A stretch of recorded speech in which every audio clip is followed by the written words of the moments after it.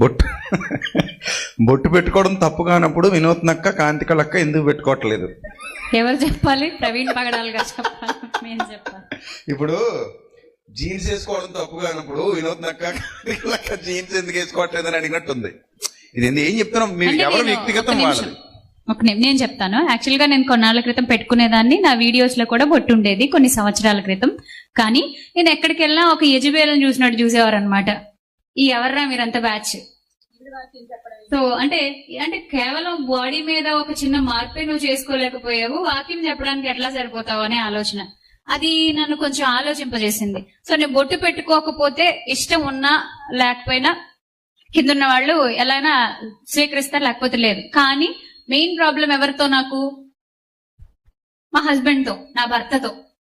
ఆయనకే అభ్యంతరం లేనప్పుడు నేను బొట్టు తీసేసేయడం నాకేంటి సమస్య?